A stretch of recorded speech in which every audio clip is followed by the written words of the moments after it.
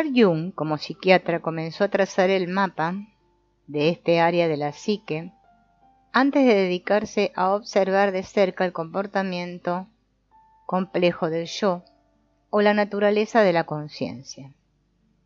Emprendió esta exploración inicial mediante el uso de una herramienta científica muy respetada a comienzos de siglo, el experimento de la asociación de palabras.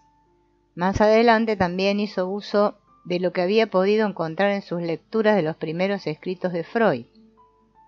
Provisto de la noción de la determinación inconsciente de los procesos mentales y del proceso de asociación de palabras, Jung dirigió un equipo de investigadores científicos para llevar a cabo una serie de experimentos en laboratorio, meticulosamente controlados, con el fin de determinar si dichos factores psicológicos inconscientes podían ser verificados empíricamente. Los resultados de este proyecto se reunieron en el libro Estudios sobre la asociación de palabras. Dichos estudios se realizaron en la clínica psiquiátrica de la Universidad de Zúrich con el apoyo y estímulo de su profesor Eugen Bleuler.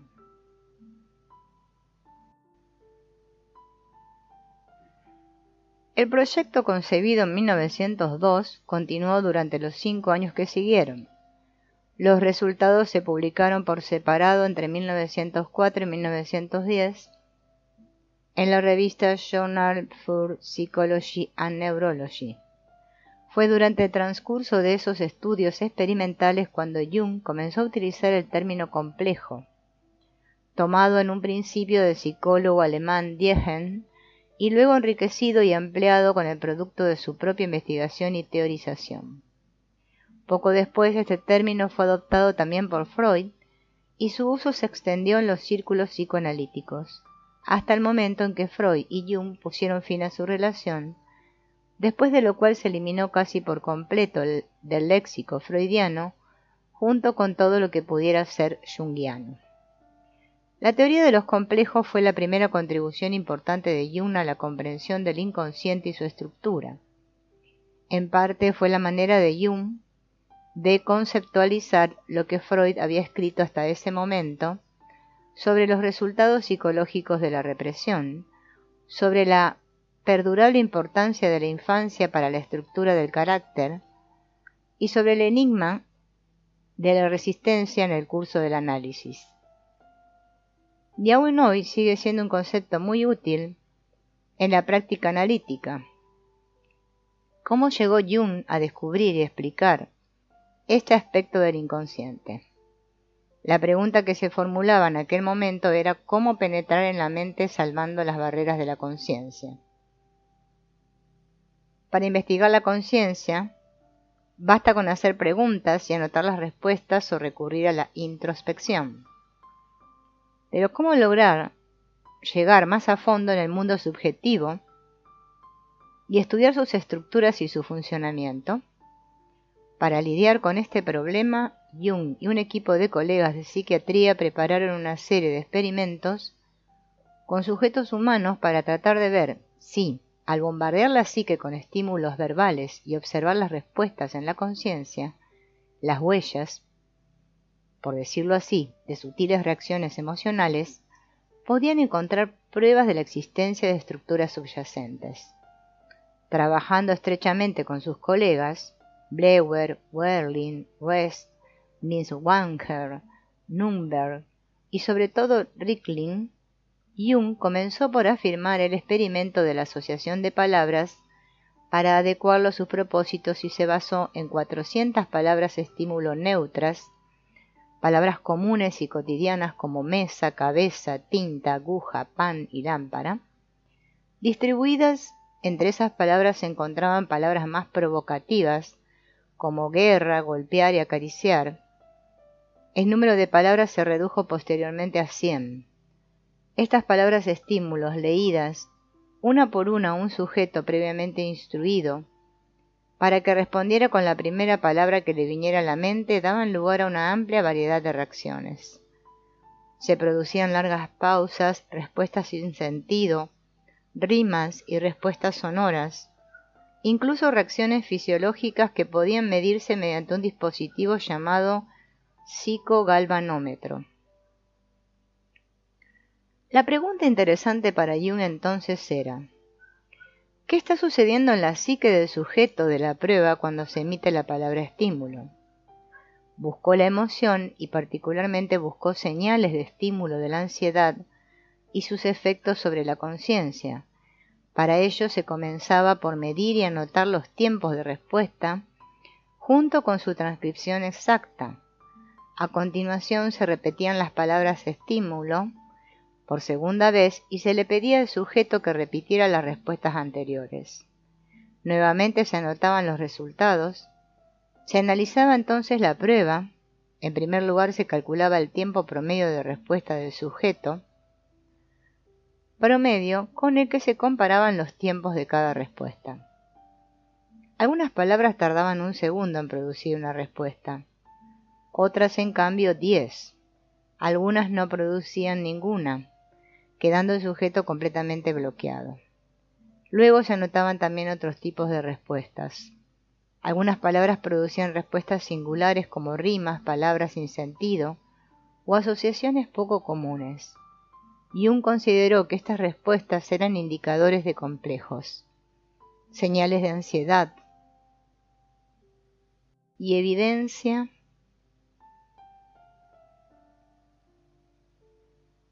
de reacciones defensivas ante algún conflicto inconsciente.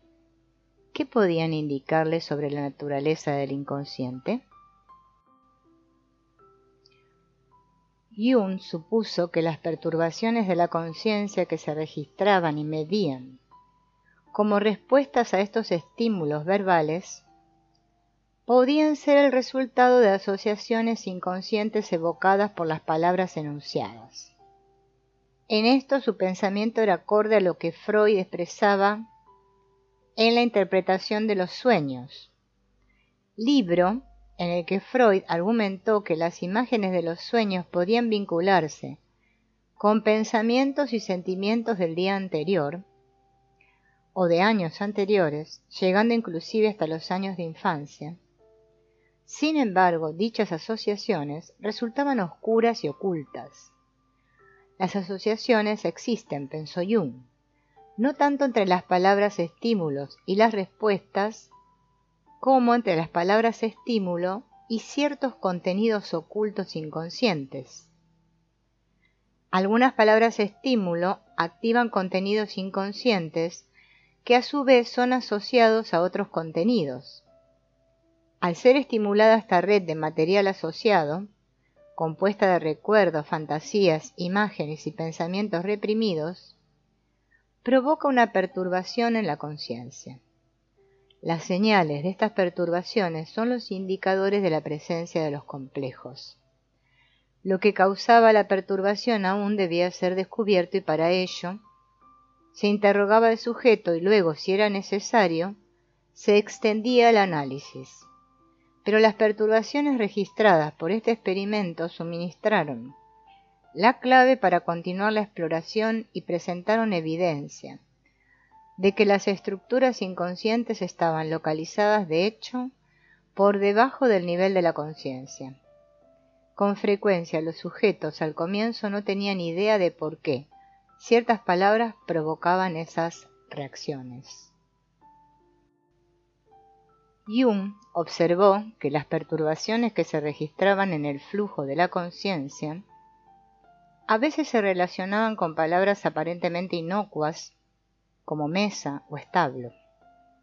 Analizando los patrones de respuesta encontró que las palabras que causan perturbación pueden ser agrupadas temáticamente. Estos grupos apuntan hacia un contenido común. Cuando se les pedía a los sujetos que hablaran de sus asociaciones con estos grupos de palabras estímulo, paulatinamente lograban hablar de momentos pasados cargados de emoción, a menudo asociados a un trauma.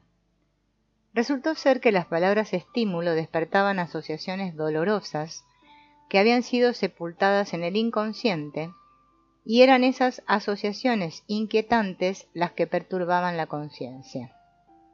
A los contenidos inconscientes responsables de las perturbaciones de la conciencia, Jung los llamó complejos. Una vez establecido que los complejos existen en el inconsciente, Jung sintió interés por explorarlos con más detenimiento. Utilizando herramientas como el experimento de la asociación de palabras, podía medirlos con bastante precisión. La medición exacta podía transformar intuiciones vagas y teorías especulativas en datos científicos, un hecho satisfactorio para el temperamento científico de Jung. Jung cree que puede medir la carga emocional sujeta a un determinado complejo sumando el número de indicadores que genera el complejo y la gravedad de las perturbaciones. Esto le indicaba la cantidad relativa de energía psíquica atrapada en ese complejo. La investigación del inconsciente podía entonces ser cuantificada.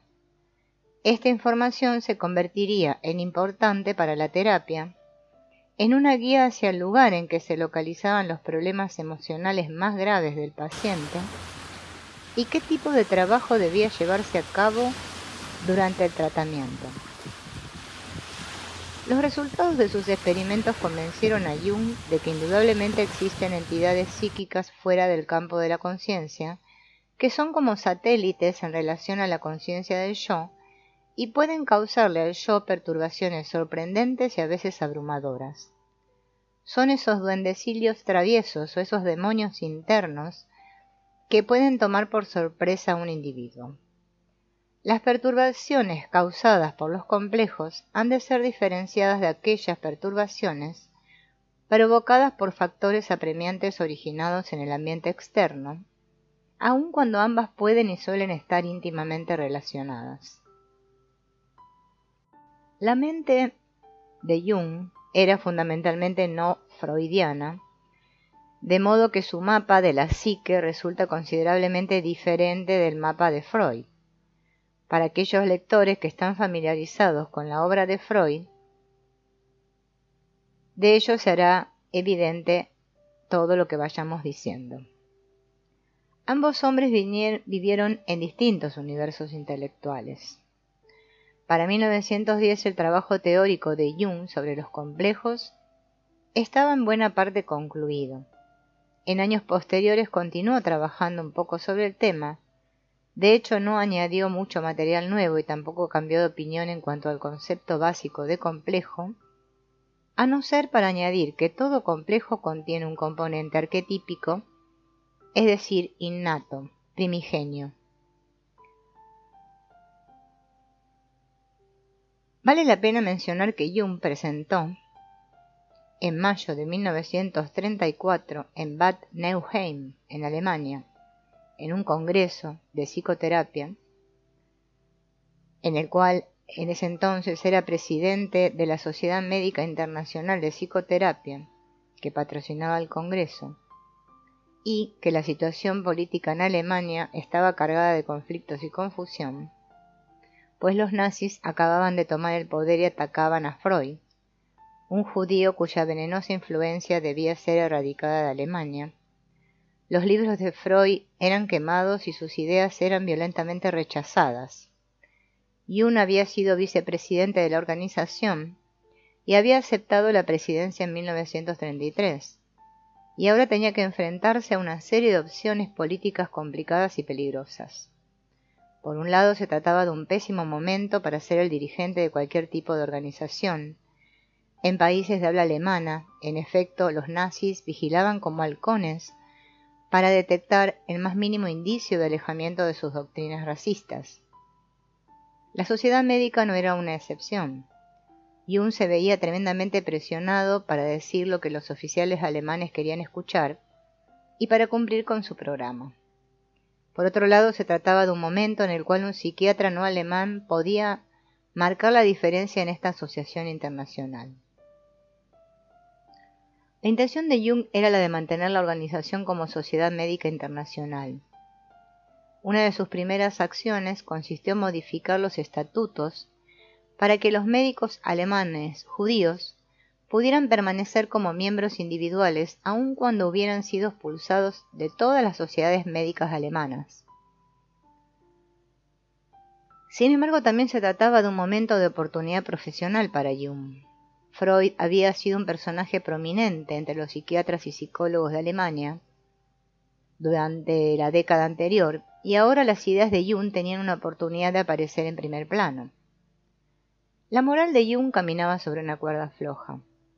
El mundo estaba observado y cada movimiento hecho por él afectaba a la opinión pública. Las acusaciones de que Jung fue simpatizante de las políticas de Hitler y del programa nazi de purificación de la estirpe alemana tienen una fuente importante en las cosas que Jung hizo y dijo, tal vez inadvertidamente y bajo grave presión política, durante sus primeros años como presidente.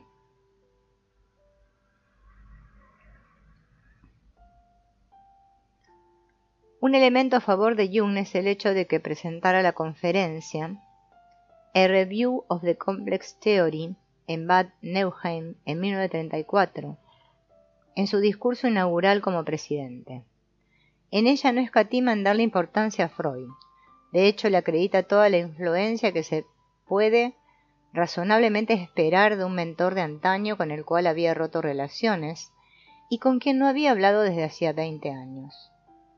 En 1934 era un acto de valentía hablar en tono positivo de Freud en Alemania. Cuando menos, Jung estaba protegiendo la reputación internacional de Freud al darle tanto crédito en su conferencia. El artículo comienza con una presentación del experimento de la asociación de palabras patrocinado y llevado a cabo por Jung durante los primeros años de su carrera, habiendo aprendido mucho en ese interín sobre cómo reaccionan los seres humanos entre ellos, tanto en el encuadre clínico como en otros ambientes igualmente próximos o íntimos, inicia su reflexión enfocando las dimensiones psicológicas de la situación experimental. Señala que la situación experimental por sí misma conduce a la constelación de complejos. Las personalidades afectan unas en otras y cuando entran en interacción se crea un campo psíquico que estimula los complejos. El término constelación aparece con frecuencia en los escritos de Jung y es un término importante en el léxico junguiano. Es una palabra que suele desconcertar al lector al principio. Usualmente se refiere a la creación de un momento cargado psicológicamente, un momento en el cual la conciencia está siendo perturbada por un complejo a punto de serlo. Este término simplemente expresa el hecho de que la situación externa precipita un proceso psíquico en el cual ciertos contenidos se agrupan y se preparan para la acción. Cuando decimos que una persona está constelada, queremos decir que ha adoptado una posición desde la cual es de esperarse que reaccione de una manera determinada. Las reacciones a un complejo son bastante predecibles una vez que se conocen los complejos específicos de un individuo. Coloquialmente hacemos referencia a las áreas de la psique que están cargadas por un complejo como teclas, como cuando alguien dice, ella sabe darme en la tecla apropiada. Cuando uno toca esa tecla se obtiene una reacción emocional. En otras palabras, un complejo ha sido constelado. Cuando hace tiempo que se conoce a una persona, uno sabe cuáles son algunas de esas teclas y suele evitarlas o bien hacer lo posible por tocarlas. Todo el mundo ha tenido la experiencia de una constelación. Esto ocurre a lo largo de un espectro que va desde encontrarse ligeramente ansioso hasta perder el control y caer en la locura. Cuando se constela un complejo, existe la amenaza de una pérdida de control de las propias emociones y en cierta medida de la propia conducta.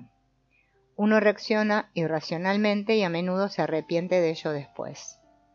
Para aquellos que ven las cosas psicológicamente, es deprimente saber que uno ha pasado por eso muchas veces, que ha reaccionado de la misma manera en muchas ocasiones y que sin embargo nada le garantiza que no va a repetirlo una vez más. Cuando ocurre la constelación de un complejo es como si se estuviera poseído por un demonio, por una fuerza que supera la propia voluntad. Esto provoca una sensación de desamparo. Aun cuando uno se observa a sí mismo transformarse en víctima insensata de una compulsión interna que obliga a decir o hacer algo que se sabe sería preferible no decir o no hacer.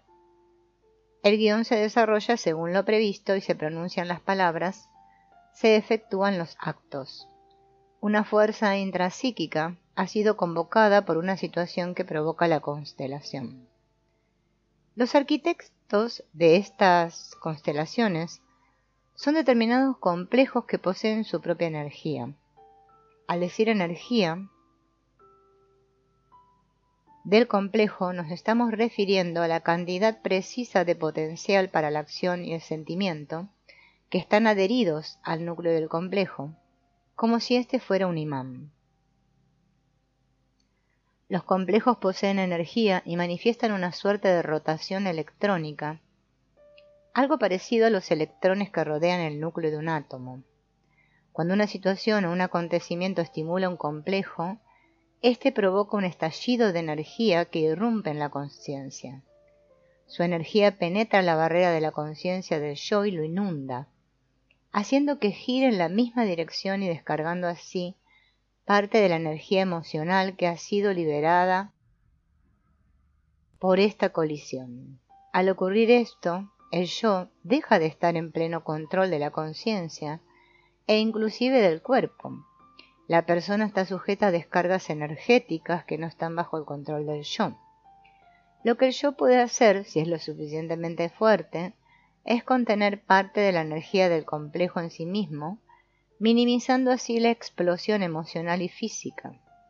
En cierta medida, ninguno de nosotros es totalmente responsable de lo que dice y hace cuando cae en las garras de un complejo. No hace falta decir que esto no constituye un argumento de defensa ante un tribunal de justicia. A veces la sociedad humana exige normas de un nivel superior al que permite la psique. La complejidad de la psique comienza a hacerse manifiesta.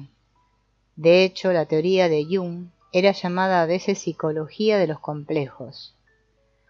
Tanto la complejidad como el concepto de complejo son elementos fundamentales de la visión que tuvo Jung de la psique. Esta estaría constituida por muchos centros, cada uno con su propia energía, así como cierta conciencia y propósito propios. En esta manera de concebir la personalidad, el yo es un complejo entre muchos. Cada uno tiene su propio quantum específico de energía. Cuando hablamos de la energía del yo, la llamamos libre albedrío.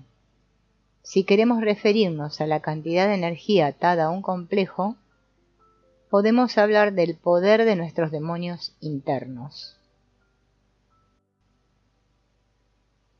Estos serían las compulsiones irracionales que se apoderan de nosotros y hacen con nosotros más o menos lo que se les antoja.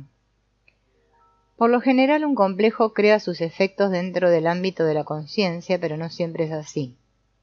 A veces las perturbaciones ocurren absolutamente fuera de la psique.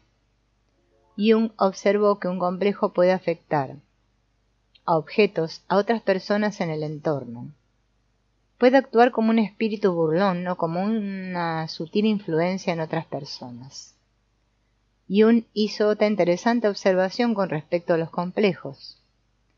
A veces un individuo puede bloquear los efectos de un estímulo y detener la constelación de un complejo.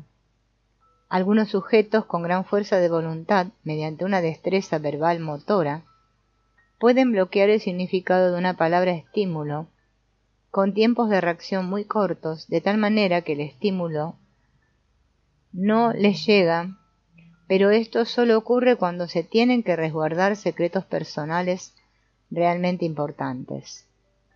Esto significa que la gente puede controlar sus reacciones inconscientes bloqueando intencionalmente los estímulos. Para superar este obstáculo en la situación experimental, Jung ideó el precursor del detector de mentiras. Fue una ingeniosa extensión del experimento de la asociación de palabras.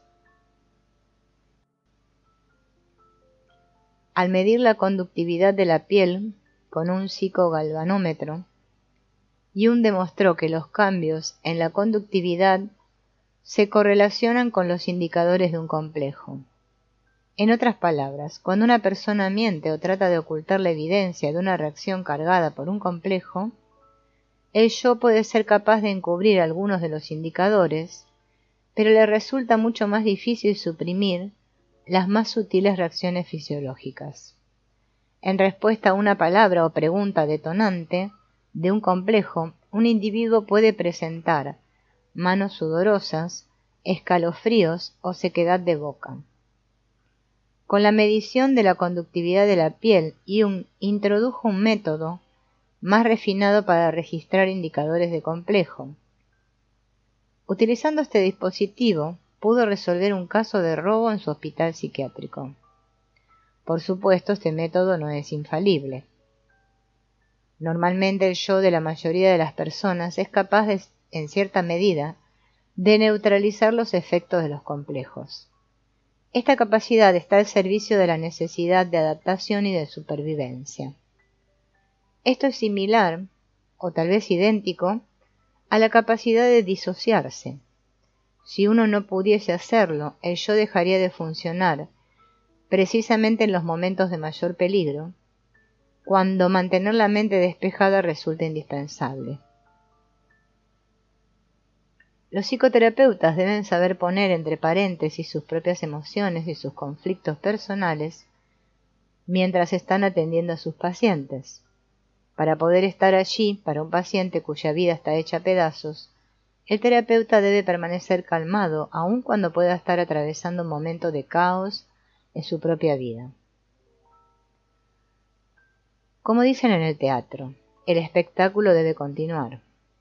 Esto requiere la habilidad de anular los efectos de los complejos en la conciencia del yo, al menos en cierta medida.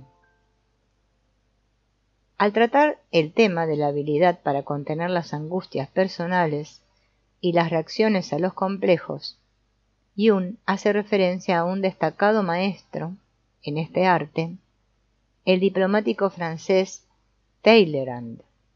Los diplomáticos obran según las instrucciones de sus jefes de Estado y utilizan un vocabulario que revela muy poco de sus propios sentimientos o preferencias. Ellos valoran sobremanera el arte de hablar con términos que disimulan las emociones y no revelan los indicadores de complejo. Además tienen la ventaja de no estar conectados a un psicogalvanómetro.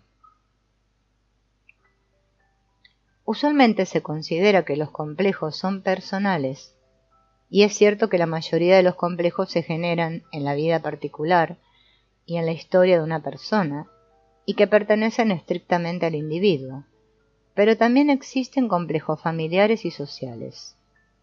Dichos complejos pertenecen a un individuo de la misma manera que le pueden pertenecer una enfermedad. La enfermedad está en un colectivo y al individuo se le pega. Esto quiere decir que en una sociedad, psicológicamente hablando, muchas personas están sintonizadas de manera similar. ¿Qué es entonces un complejo de tonalidad afectiva?, se pregunta Jung. Es la imagen de una determinada situación psíquica que tiene un fuerte acento emocional y además es incompatible con la actitud habitual de la conciencia. La palabra imagen es clave en este contexto. Es un término sumamente importante para Jung. La imagen define la esencia de la psique. A veces Jung utiliza la palabra en latín imago en lugar de imagen para referirse a un complejo. La imago de la madre es el complejo de la madre en cuanto se distingue de la madre real. Lo que se quiere decir es que el complejo es una imagen y como tal pertenece esencialmente al mundo subjetivo. Está hecho de pura psique, por así decirlo, si bien también representa a una persona, experiencia o situación concreta. No debe ser confundido con una realidad objetiva, una persona real o un cuerpo concreto. El complejo es un objeto interno y en su núcleo es una imagen. Tal vez resulte sorprendente que exista una correspondencia cercana entre una imagen psíquica y una realidad externa, aun cuando no existe ninguna posibilidad de que la psique haya sido marcada por esta o que la haya grabado a través de la experiencia. Konrad Lorenz estudió las respuestas reflejo innatas en ciertos animales cuando reaccionaban a estímulos específicos. Por ejemplo, observó que pollitos que nunca habían sido expuestos a un halcón peregrino sabían correr a buscar refugio cuando uno volaba sobre ellos y su sombra aparecía en el suelo. Los complejos funcionan de manera similar, solo que en el ser humano parecen ser casi instintivos y no realmente instintivos. Actúan como instintos en la medida en que provocan reacciones espontáneas ante determinadas situaciones o personas, pero no son puramente innatos de la misma manera en que lo son los instintos. En gran parte los complejos son producto de la experiencia, trauma, interacciones y patrones familiares, condicionamiento cultural.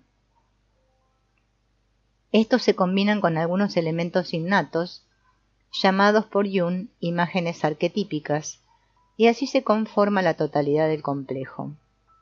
Los complejos son lo que permanece en la psique una vez que la experiencia ha sido digerida y reconstruida en forma de objetos internos. En los seres humanos, los complejos funcionan como el equivalente de los instintos en otros mamíferos. Las imagos o complejos son, por decirlo de alguna manera, instintos humanos construidos. Los sueños se forman a partir de estas imágenes inconscientes, los complejos. En varios de sus escritos, Jung habla de los complejos como arquitectos de los sueños. A lo largo del tiempo, los sueños presentan imágenes, patrones, repeticiones y temas que nos ofrecen un cuadro de la apariencia que tienen los complejos de una persona. Esta imagen tiene una poderosa coherencia interna, tiene su propia totalidad y además tiene un grado relativamente alto de autonomía, de manera que solo está sujeta al control de la conciencia en forma limitada y por consiguiente se comporta como un cuerpo extraño animado dentro de la esfera de la conciencia. Cada una de estas características de la imagen, su coherencia interna, su totalidad y su autonomía, es un aspecto importante de la definición del complejo dada por Jung. Un complejo posee una solidez psíquica, es estable y resistente a lo largo del tiempo, permaneciendo en su propio espacio sin intervención o desafío por parte de la conciencia del yo. Un complejo tiende a no cambiar mucho. Esto puede observarse en las repeticiones de los mismos patrones de reacción y descarga emocional, los mismos errores, las mismas elecciones desafortunadas que se repiten una y otra vez durante la vida de un individuo.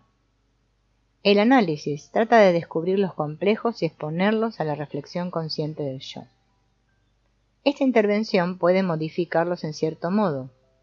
Durante el análisis, un individuo aprende cómo funcionan los complejos, qué es lo que dispara su constelación y qué es lo que puede evitar su constante repetición. Sin una intervención similar por parte del yo, un complejo se comportará como un cuerpo extraño con vida propia o como una infección. En las garras de un complejo, una persona puede llegar a sentirse desamparada y emocionalmente fuera de control. Generalmente los efectos psicológicos de la constelación de un complejo perduran durante un largo periodo de tiempo después de que ha cesado el impacto del estímulo en la psique. Algunas investigaciones experimentales parecen indicar que la intensidad o la curva de actividad del complejo tiene la característica de una onda con una longitud de onda de horas, días o semanas. El estímulo que provoca la constelación del complejo puede ser leve o fuerte, de larga o corta duración, pero sus efectos en la psique pueden perdurar por largo tiempo y pueden aparecer en la conciencia como oleadas de emoción o de ansiedad. Uno de los signos de la efectividad de la psicoterapia es que las perturbaciones inducidas por complejos perduran un periodo más corto del que solían durar. Una recuperación más rápida de esas perturbaciones indica un fortalecimiento del yo y una integración del material psíquico, así como una reducción de la potencia del complejo. Una reducción en el tiempo de persistencia significa que el poder del complejo ha disminuido. Sin embargo, es necesario reconocer que un complejo nunca puede ser eliminado por completo. Los efectos a manera de ondas de la repercusión de un complejo son agotadores y debilitan. La descarga de un complejo poderoso puede consumir una cantidad enorme de energía psíquica y física. Los complejos también pueden ser considerados como fragmentos de personalidad o subpersonalidades. La personalidad de todo adulto es en cierto modo susceptible de desintegrarse porque está constituida con fragmentos grandes y pequeños. Estos fragmentos pueden desprenderse.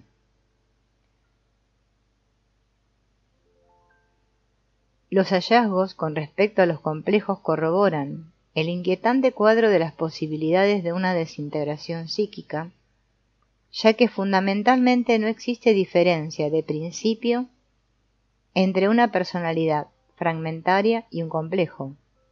Tienen todas las características esenciales en común hasta que se llega a la delicada pregunta de la conciencia fragmentada.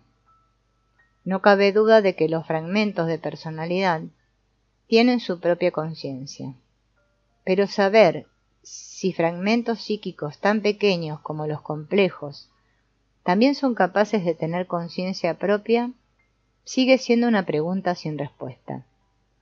Con esto Jung está planteando una importante y muy sutil pregunta sobre las diferencias entre la disociación normal, los trastornos disociativos más severos y el trastorno de personalidad múltiple.